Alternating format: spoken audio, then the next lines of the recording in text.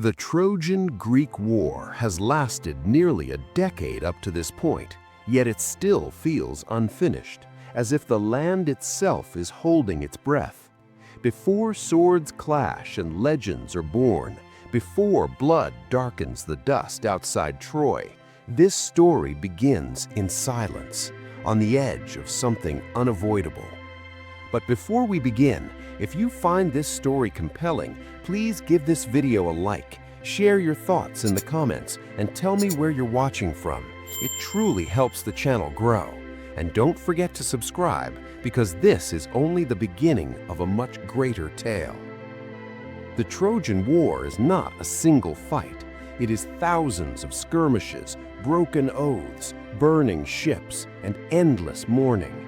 Armies from across the Greek world have crossed the sea to stand before Troy's towering walls, driven by pride, loyalty, and promises made long ago. Camps stretch along the shore, banners snapping in the wind, while the city of Troy rises above the plain like an unyielding challenge. These walls are more than stone. They are confidence made solid, built to defy time, men, and fate itself. Behind them live warriors, elders, children, and queens, people who wake each morning knowing the enemy waits just beyond the gates. Every sunrise is a gamble. Every sunset feels borrowed.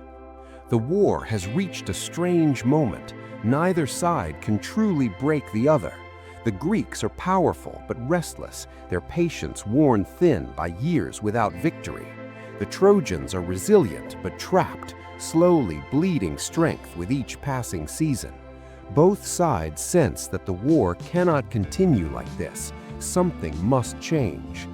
Among the Greeks, there is one name spoken with both admiration and fear: Achilles. He is young, faster than any warrior alive, unmatched in battle. His presence alone shifts the balance of war. When he fights, armies retreat. When he refuses, men die in droves. Yet at this moment, Achilles is not on the battlefield. He sits apart from the fighting, surrounded by quiet and resentment. His armor rests unused. His weapons remain clean. This absence is not weakness. It is a decision, a choice fueled by wounded pride and a sense of betrayal. For Achilles, honor is everything, and once it is taken, even a war can wait. He knows his power. He knows his destiny, even if he refuses to speak it aloud. He was told long ago that his life would be short, but his name would never die. Glory or obscurity, those were the options, and Achilles chose glory, fully aware of the cost. Still, knowing your fate does not make it easier to walk toward it. On the other side stands another warrior, equally bound by destiny, though shaped by very different values. Hector, Prince of Troy, defender of the city, carries the weight of an entire people on his shoulders. Where Achilles fights for personal honor, Hector fights because there is no one else who can. He patrols the walls daily, scanning the plain below. He knows every weakness in Troy's defenses, every soldier's strength and fear. He does not fight for songs or fame. He fights so that Troy may see another sunrise. Behind Hector, life continues in a fragile defiance of the war. His wife watches him with worry she does not voice. His child reaches for him, unaware of how thin the line is between safety and loss. These moments matter to Hector more than any victory. They are the reason he stays, even when fear whispers that the gods have chosen otherwise. Unlike Achilles, Hector does not rage against fate. He accepts it. That acceptance does not make him weaker, it makes him human. Two warriors, two paths, one war pulling them closer with every passing hour. Though they have not yet faced each other, their lives are already intertwined. Every clash between Greeks and Trojans echoes with their names. Every fallen soldier brings them one step nearer. The war itself seems to bend around them, as if it waiting for the moment when everything will finally be decided. This is not a story about good and evil. It is a story about choices made under pressure, about pride and responsibility, about what men become when the world demands everything from them. Achilles and Hector are not mirrors, but they are reflections, each revealing what the other lacks. One fights for personal legacy, the other fights for survival. One resists authority, the other embodies it. Yet both are trapped by expectations larger than themselves. The gods are watching, the armies are restless, the land itself feels tense, as if it already knows what is coming. The collision of these two warriors is not a question of if, but when. And when that moment arrives, it will not just decide a battle, it will define the meaning of victory, honor, and loss for generations to come. This is the shadow of fate, stretching long before the spear is ever thrown. Stay tuned as we uncover how destiny tightens its grip and how one encounter outside the walls of Troy will change everything.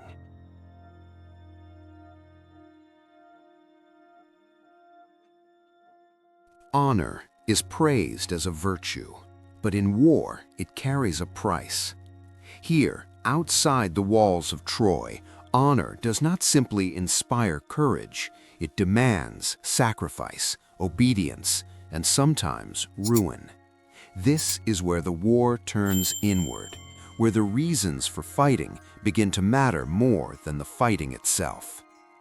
Among the Greeks, the absence of Achilles is felt like a missing shield.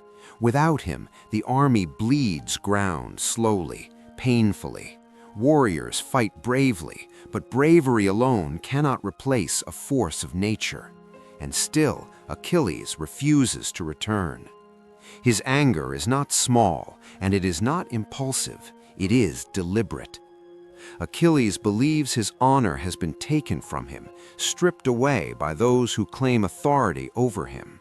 To fight now, under those conditions, would mean accepting humiliation. And for Achilles, humiliation is worse than defeat. He knows the war needs him. He knows men are falling in his absence, yet he stands firm, convinced that yielding would erase the very reason he fights at all. His skill was never in doubt. His worth, however, has been questioned. Until that wound is healed, he will not lift a spear. This is the paradox of Achilles. He is the strongest warrior on the field, yet he is held captive by pride. His sense of self is inseparable from recognition. Without it, even victory feels empty. On the opposite side, Hector moves where the fighting is thickest. He does not have the luxury of withdrawal. Every Greek advance presses against the walls he must protect. Every hesitation could mean the fall of Troy. Hector leads from the front, not because he seeks admiration, but because he must be seen. His presence steadies the Trojans. His voice cuts through fear. He fights not as an individual, but as a symbol of resistance. Unlike Achilles, Hector does not question his role. He did not choose this burden. It was placed upon him at birth. As Prince of Troy, the city's fate is bound to his actions. Retreat is not an option. Pride, for Hector, is not personal, it is collective. He understands the cost. He feels it in every glance from the people he protects. Their hope rests on him, and that knowledge follows him into every battle. High above the conflict, unseen eyes observe the struggle. The gods do not march or bleed, yet their influence is everywhere. They favor, they test, they provoke. To them, the war is both spectacle and consequence. They see Achilles burning with rage, refusing to bend. They see Hector standing firm, even as fate narrows his path. Each god measures the balance, weighing pride against duty, glory against survival. To the gods, honor is a currency. To mortals, it is identity. When honor is threatened, men are driven to extremes. This is the true engine of the war, not love stolen, not treaties broken, but wounded pride and impossible expectations. Achilles believes withdrawing will restore balance, that the Greeks will realize his value only when they feel his absence, and he is right. But recognition comes at a cost, measured in lives. Each loss deepens the divide between his principles and the reality unfolding around him. He is trapped between two truths. His honor demands resistance, but his legacy demands action. Hector, meanwhile, carries a quieter struggle. He knows the odds. He knows Troy cannot endure forever, yet he chooses to fight on because surrender would betray everything he stands for. His honor lies not in victory, but in defense. Where Achilles seeks lasting fame, Hector seeks one more day of safety for his city. That difference shapes every decision they make. Both men are driven by honor, yet honor pulls them in opposite directions. One turns away from the battlefield to preserve his pride. The other walks directly into danger to uphold his duty. Neither choice is simple. Neither path is clean. The war waits, the armies wait, and the gods wait, watching as these two warriors circle their own convictions. Every moment stretches the tension further, loading meaning into what is yet to come. This is no longer just a clash of armies, it is a clash of values. Reputation against responsibility, self against society. The cost of honor is being counted, even now, in blood and memory. Soon the war will demand more than restraint or endurance. It will demand confrontation. And when that moment arrives, the reasons why Achilles and Hector fight will matter as much as how they fight.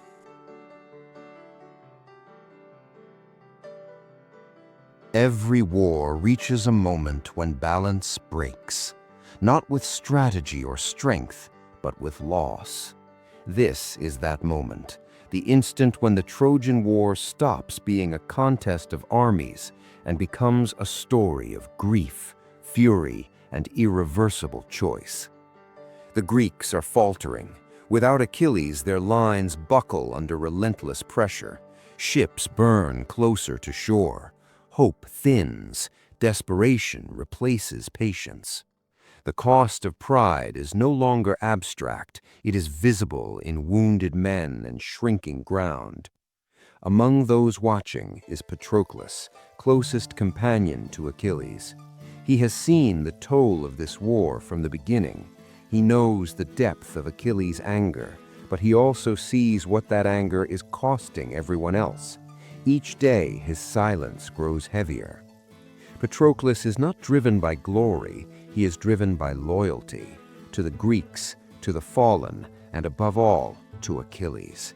He believes that this stalemate can be broken, not by words, but by action. He makes a choice that will change everything. When Patroclus puts on Achilles' armor, it is more than disguise, it is symbolism. The gleaming bronze, the crested helm, the shield feared across the plain, these are not meant for him, yet he wears them anyway, hoping the sight alone will turn the tide. As he enters the fight, the effect is immediate. The Trojans hesitate, the Greeks surge forward, word spreads quickly that Achilles has returned. Fear ripples through Trojan ranks, momentum shifts at last. For a brief, shining moment, it works. Patroclus fights with courage, pushing the Trojans back toward their walls. Victory seems possible again. But borrowed power is dangerous, and illusion cannot hold forever. From the chaos emerges Hector, steady and focused. He sees through the confusion. Something is different. The movement, the rhythm, it is not Achilles. The realization sharpens his resolve. When Hector confronts Patroclus, the clash is swift and decisive. Patroclus fights bravely, but bravery cannot replace destiny. In that encounter, the war takes its cruelest turn. Hector's strike ends Patroclus's life. The armor that inspired fear moments ago now lies still in the dust. The deception collapses. Shock spreads through both armies, heavier than any blow. The battlefield falls into a stunned quiet. The Greeks pull back, carrying not just a fallen warrior, but the weight of what his death represents. The illusion is gone. The cost is undeniable. When the news reaches Achilles, it does not arrive gently. It shatters what restraint remained. Patroclus was more than a companion. He was a reminder of humanity in a world consumed by conflict. His loss cuts deeper than any insult ever could. Grief overwhelms him, followed immediately by something darker. Rage surges, no longer contained by pride or principle. The reasons he withdrew no longer matter. Honor, recognition, authority, all fade beneath the weight of personal loss. This is the transformation. The war changes shape in this moment. What was once about alliances and outcomes becomes something far more dangerous. For Achilles, the war is no longer against Troy or its people. It narrows to a single name, Hector. The realization is brutal. By staying out of the fight, Achilles believes he caused this. His absence opened the path that led Patroclus to step forward. Guilt and rage fuse into resolve. There will be no more waiting. The man who once argued with kings now rejects restraint entirely. He no longer speaks of balance or fairness. He speaks only of retribution. The war has taken something from him that cannot be replaced, and he intends to answer in kind. On the other side, Hector carries the weight of what he has done. He knows the meaning of the armor he took. He understands whose wrath he has awakened. Victory brings no comfort here, only foreboding. From this point forward, the paths of Achilles and Hector are locked. The war no longer drifts toward its end, it races toward it. What began as a struggle between nations has become a personal reckoning. Every step now leads toward a single encounter, charged with grief, guilt, and unstoppable fury. This is the fall that ignites the fire, the moment tragedy replaces stalemate, and from this loss, something far more destructive is born, an unrelenting pursuit that will not end until one of these warriors falls.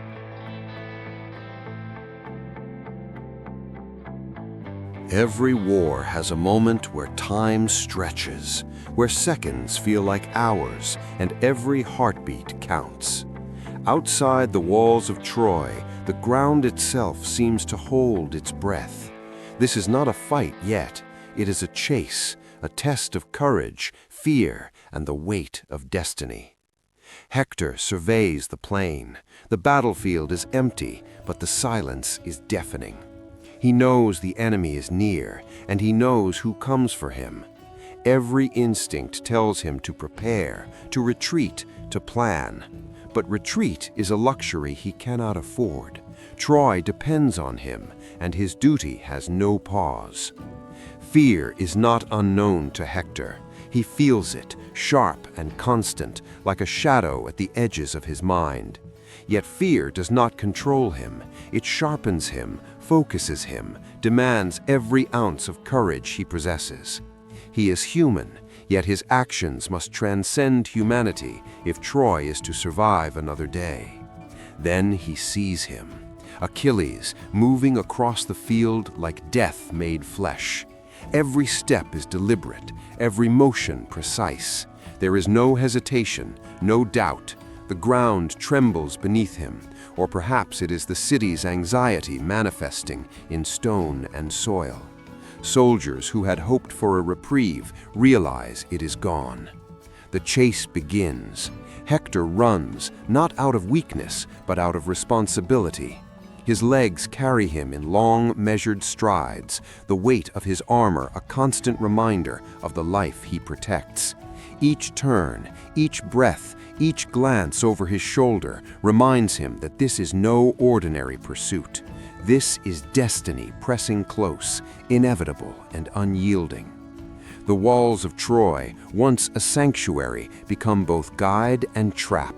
Hector darts through narrow streets, across open courtyards, using every advantage the city offers. Yet no corner is safe, no shadow is enough. Achilles follows relentlessly, patient, calculating. The gap closes in a terrifying rhythm, a drumbeat of inevitability. Every man has limits. Every warrior has a breaking point. Hector feels it, the tightening of muscles, the stinging of lungs, the ache of exhaustion. And yet he runs on, not for glory, not for pride, but because stopping would mean failure, collapse, the loss of everything he has fought to protect. In contrast, Achilles is a force of nature.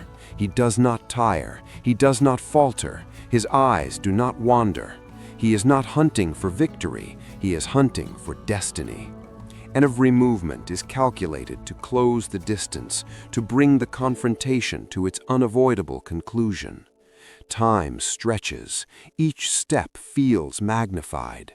The wind seems to whisper warnings, birds scatter, even the city seems to hold its breath.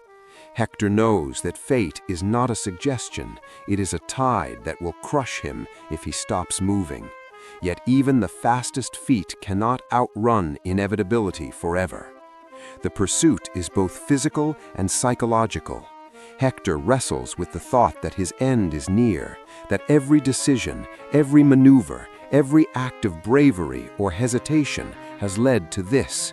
But alongside fear is clarity.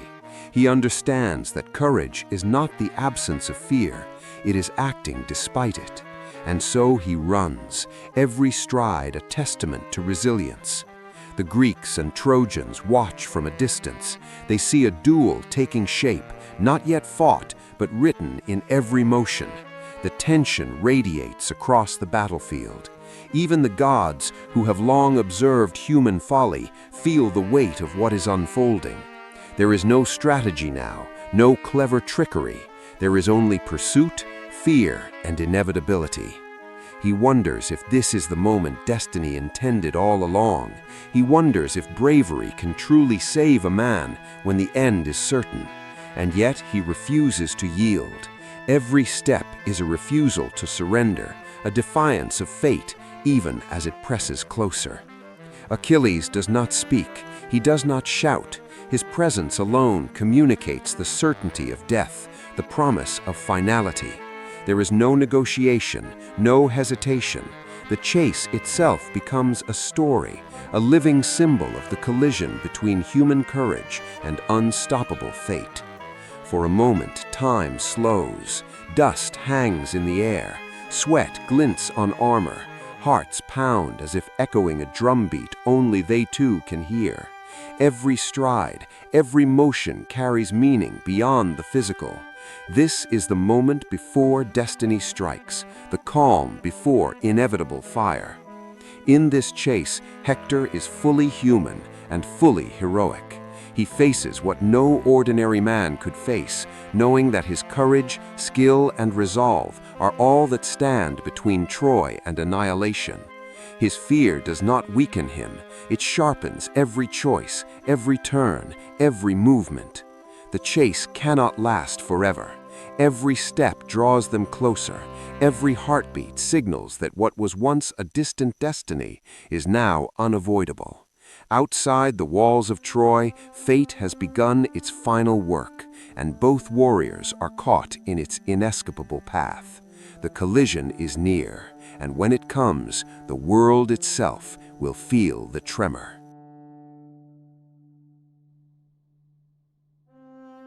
Every story of war reaches a moment where the world itself seems to hold its breath. Outside the walls of Troy, that moment has arrived. The chase, the fury, the long-held tension, all converge here, where two warriors face not just each other, but destiny itself. Hector knows this is the end. Every movement carries the weight of Troy. Every glance toward the distant walls reminds him of the people depending on him. There is no fear that cripples him, but there is awareness that his fate and the city's future are now inseparable. Across the field, Achilles advances, relentless, precise. He is no longer just a warrior, he is an instrument of vengeance. The loss of Patroclus has sharpened him, stripped away restraint, and replaced caution with unyielding fury. Every step brings him closer to the fulfillment of both rage and destiny. When the duel begins, it is brutal but measured.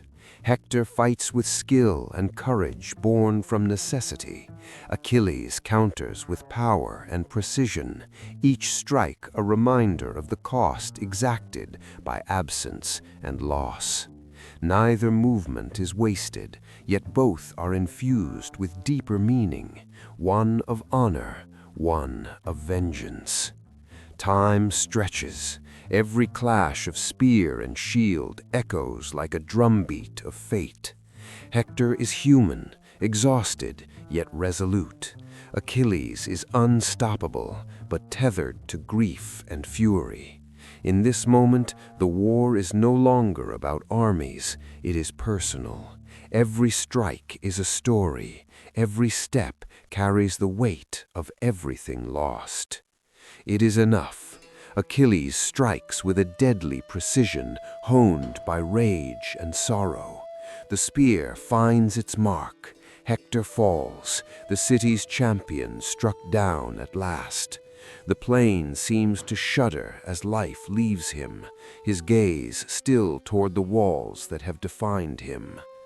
Victory is claimed, yet it is not clean. The cheers of the Greeks feel hollow, the triumph heavy with shadow.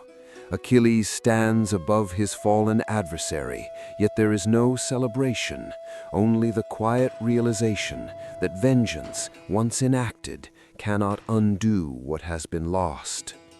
In the aftermath, Achilles is transformed. The warrior who once sought glory now moves in a landscape defined by loss. His hands, capable of creating legends, are stained with blood that cannot restore what was taken. Every breath is both victory and punishment. Even the Greeks sense it. The field is quiet, but the weight of Hector's death lingers. There is no joy, no triumph in the hearts of those who watch, only the understanding that war leaves a mark beyond the body, that vengeance reshapes not just the enemy, but the avenger as well. Achilles' fury does not end with the strike. He refuses mercy. He drags the fallen prince across the plain, showing neither the gods nor men the relief of compassion. Each step is a statement, a warning, a release of rage that no words can contain. The line between justice and cruelty blurs, leaving only action and consequence. The cost is evident. A single duel, brief in time, reshapes the fate of both sides. Families, armies, entire cities will feel the repercussions. Hector's death is not just a loss of a warrior, it is a wound to the soul of Troy, a fracture in the fragile shield of hope that had held for years. Even triumph feels empty.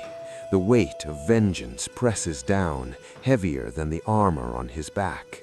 Achilles has won, yet victory carries no warmth, only the cold clarity that one life, one choice has irreversibly shifted the course of war. The battlefield is still, as if the earth itself mourns, or perhaps simply witnesses the human cost of relentless pursuit. There is no glory here in the conventional sense. No hero emerges without sacrifice. The price of vengeance is measured not in enemy fallen, but in the erosion of what remains of the soul. Achilles understands this now. Power without mercy is hollow. and the echoes of this day will follow him long after the clamor of battle fades. The war will continue, but the story has changed. The personal and the political, the human and the divine, all converge in a moment that cannot be undone. History will remember the duel, the fall of Hector, and the fury of Achilles. But memory will also carry the emptiness left behind, an absence felt in every footstep on the plains, every glance toward Troy, and every soul touched by the cost of war. The tale concludes not with triumph, but with reflection. Victory without mercy leaves its mark, a stark reminder that even the greatest strength cannot escape the consequences of loss, anger, and the choices made in their name.